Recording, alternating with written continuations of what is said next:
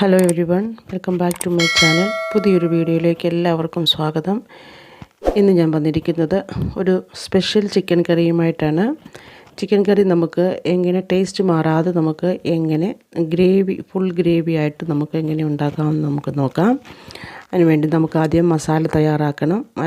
മസാല തയ്യാറാക്കുന്നതിന് വേണ്ടി ഞാൻ മിക്സിയുടെ ജാറിലേക്ക് വെളുത്തുള്ളി, ഇഞ്ചി, ഒരു സവോള ഒക്കെ കൂടി ക്ലീൻ ചെയ്ത് ഇട്ട് കൊടുത്ത് നമുക്കതിൻ്റെ പേസ്റ്റാക്കി എടുക്കണം. അതിൻ്റെ പേസ്റ്റാക്കി നമുക്കത് വേറൊരു പാത്രത്തിലേക്ക് മാറ്റി വയ്ക്കാം.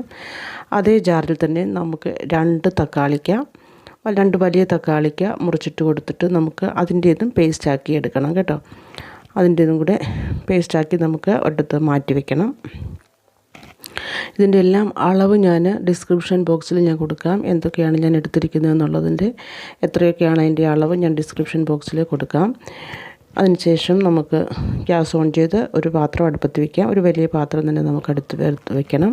ഇവിടെ ഞാനൊരു കുക്കറാണ് വെച്ചിരിക്കുന്നത്. നമുക്ക് ഉള്ളതിനനുസരിച്ചിട്ട് നമുക്ക് പാത്രം വയ്ക്കാവുന്നതാണ്. എണ്ണ ചൂടായി വരുമ്പോഴത്തേക്ക് അതിലേക്ക് നമുക്ക് മസാലകളൊക്കെയാണ് ഇട്ട് കൊടുക്കേണ്ടത്. കുരുമുളക്, കറുവാപ്പട്ട, വലിയ ഏലയ്ക്ക, ചെറിയ ഏലയ്ക്ക, ബേ ലീഫ്, ഗ്രാമ്പൂ ഇതെല്ലാം ഇട്ട് കൊടുത്ത് നന്നായി അതൊന്ന് ചൂടായി വരുമ്പോഴേക്കും നമ്മൾ അരിഞ്ഞു വച്ചിരിക്കുന്ന സവോള ഉള്ളിയാണ് ഇട്ട് കൊടുക്കേണ്ടത്. സവോള ഉള്ളി നമ്മൾ ഏകദേശം ഞാനിവിടെ 1 കിലോ ചിക്കനാണ് എടുത്തിരിക്കുന്നത്. അപ്പം ഏകദേശം ഒരു അര കിലോയോളം ഏകദേശം 400 ഗ്രാം എന്ന് പറയും. 400 ഗ്രാം ഉള്ളിയാണ് ഞാൻ നീളത്തിൽ സ്ലൈസായിട്ട് അരിഞ്ഞതാണ് ഞാൻ ഇട്ട് കൊടുക്കുന്നത്.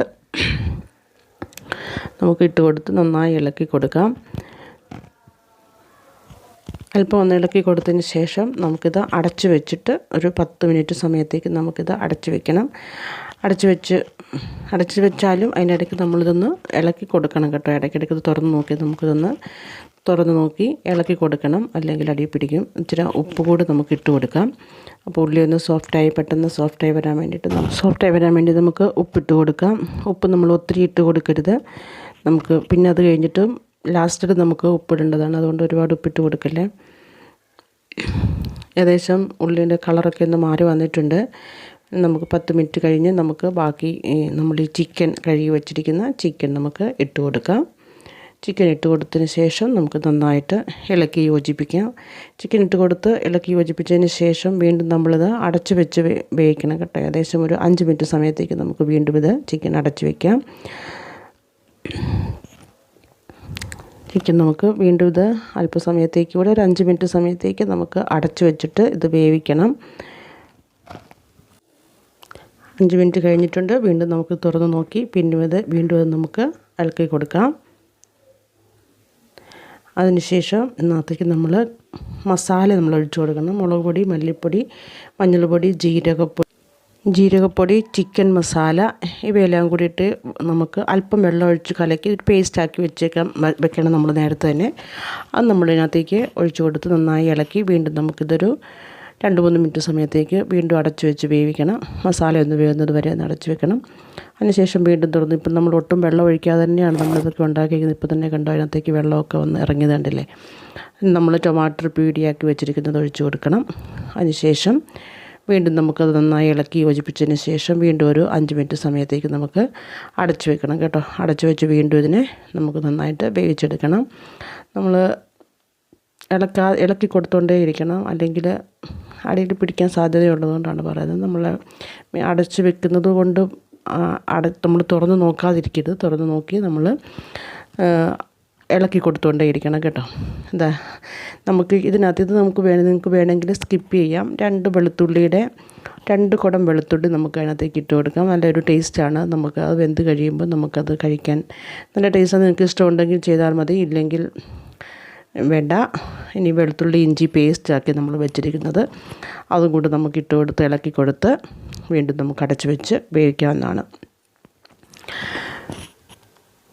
ഇപ്പോൾ ഏകദേശം കറിയൊക്കെ ഇവിടെ ചിക്കൻ ഇവിടെ വെന്ത് വന്നിട്ടുണ്ട്. ഏകദേശം വേവായിട്ടുണ്ട്. അധികമായില്ല എങ്കിൽ തന്നെയും ഒരുവിധം വെന്ത് വന്നിട്ടുണ്ട് ചിക്കനൊക്കെ.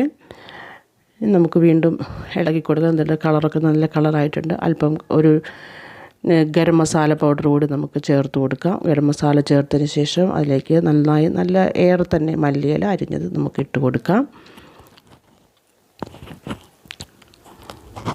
വീണ്ടും നമുക്ക് ഒരു 2-3 മിനിറ്റ് സമയത്തേക്ക് നമുക്ക് അടച്ച് വെച്ചിട്ട് വേവിക്കാവുന്നതാണ്. അടച്ച് വെക്കാം. ഇത് ഏകദേശം വെന്ത് കഴിഞ്ഞിട്ടുണ്ട്. ഇനിയിപ്പോൾ ഇത് വേവേണ്ട ആവശ്യമില്ല, വെന്തിട്ടുണ്ട്. നമുക്ക് ചാറ് നോക്കാം.